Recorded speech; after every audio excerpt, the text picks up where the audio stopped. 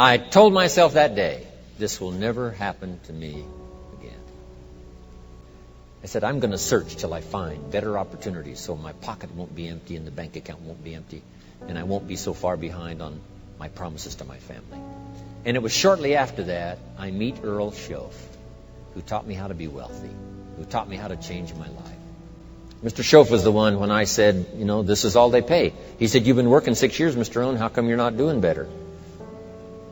And I said, this is all the company pays. He says, well, that's not true. I said, no, this is my paycheck. This is all the company pays. He said, no, this is all the company pays you. I thought, that's a new way to look at it, right? He said, doesn't the company pay 2, 3, 4, 5 times this amount to other people? And I said, well, yes. He said, well, then this is not all the company pays. It's all they pay you. And if you qualified, wouldn't your income grow 2, 3, 4, 5 times? I said, I suppose. So he said, we don't have to work on the company. We have to work on you. See, that was the beginning of what he called the phrase personal development. I told him things cost too much. He said, no, you can't afford them. I thought, well, that's a new concept. I hadn't thought about that.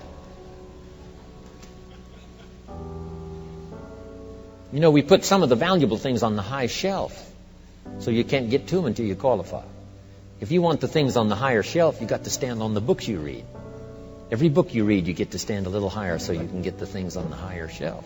And here was the most important one. Success is something you attract by the person you become. See, that phrase changed my life. Success is something you attract by the person you become. Success is not something you pursue. It's like chasing a butterfly. You can't quite catch it. Success is something you attract by becoming an attractive person.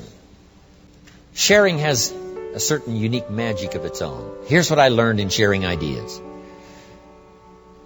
If you share an idea with 10 different people, they get to hear it once, you get to hear it 10 times. So here's part of self-interest for yourself, getting you even better prepared for the future. Share ideas. Share with your family. Share with the people around you. Share with other employees. Share with your colleagues. Because by sharing, 2 things happen. Here's what we call it. I don't know how to explain it, but I do know it happens. And I don't know all about how it happens or why it happens. It just happens. When one person shares with another, 2 things happen. The audience could be transformed, and so could the speaker.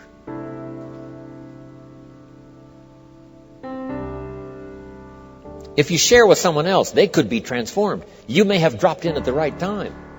This may be their moment. They've got 3 numbers dialed into the lock already. And if you say it well and say it right, you'll be the 4th number that they can dial into the lock of their personal experience, and the door will come open and there's opportunity they never saw before. The person who hears can be transformed. But here's what else is exciting. The person who speaks can be transformed. Well, it's like make a plan, man. So when I was doing my clinical work, which I did a lot of career work with my clients, both at a beginner level, I would say, like really a beginner level, with people who had no employment whatsoever, no history of employment, who were undereducated and who lacked every skill you could possibly imagine. So these were people who were really in dire straits, up to people who were operating at the top of their profession, but who could still strategize forward. And so, for example, let's say you're at a dead end in your job. Okay, so I don't find my work meaningful. All right, so that's a problem statement. It's like, well, why not? I find the work I do repetitive and boring and without spirit. I have a bad relationship or a neutral relationship with my boss who doesn't know who I am. I have problems with coworkers. All of that needs to be differentiated, right, and analyzed in detail. So we might say, for example, let's say you believe that you're undervalued at work, and maybe you are.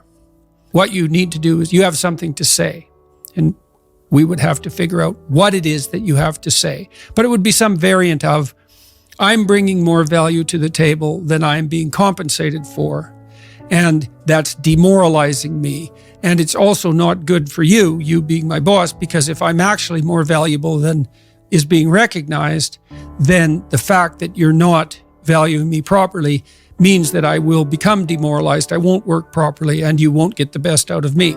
So it's bad for both of us. And if your boss is in principle not amenable to such a discussion, then what you should seriously consider doing is finding another job. Okay, so let's say we're going to set you up for this.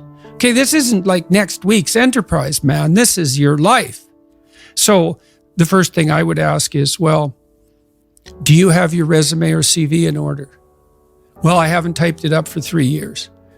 Well, what do you think about bringing it up? Well, I'm pretty nervous about that because there's some holes in it. And, I didn't do so well in college and I'm kind of embarrassed about my resume. It's like, okay, bring it in. Let's go through it. Let's at least update it. Let's look where the holes are.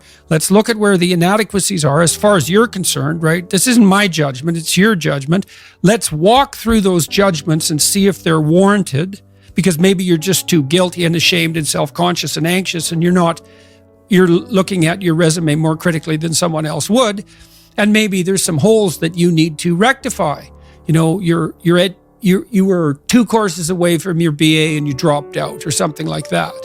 Well, maybe we need 6 months to address that. And at least, even if you can't be fully educated, you could be taking some courses online.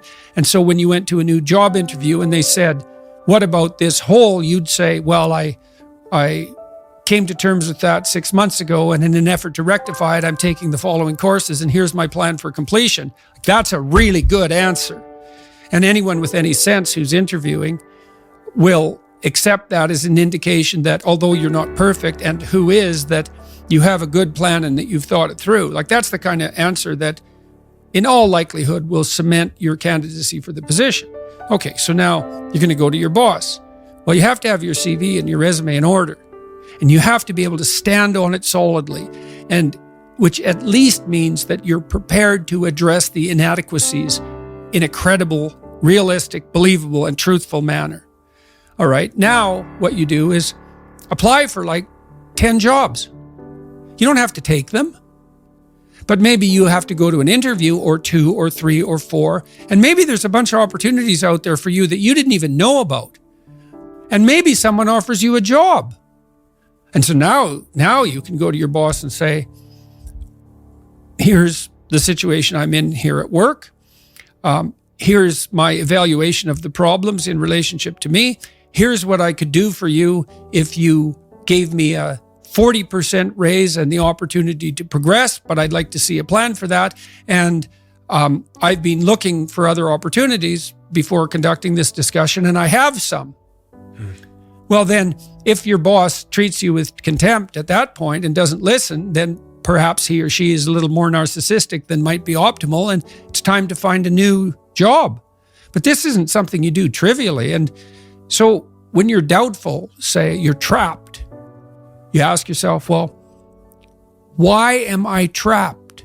And that's a hard question, right? Because some of it's your own inadequacy, a lot of it. And all of the part of it that you can deal with is your own inadequacy. So even if it's unfair, even if you're hemmed in for any number of reasons, inappropriate, like ethnically predicated oppression, let's say, or maybe you're in a workplace that really is sexist in some fundamental sense. Well, that's not good. It's not just. It's not fair. It's not meritorious. All of those things. And maybe you shouldn't be there. But what you can do to begin with is every bloody thing you possibly can do to put yourself in the most virtuous and powerful negotiating position possible. And you have to think like a snake in some sense to do that. You got to get the details right. You have to be prepared to bite, and you have to have your eyes on the prize, so to speak. And people aren't taught this sort of thing ever, really. They're not taught how to negotiate. They're not taught how to goal set.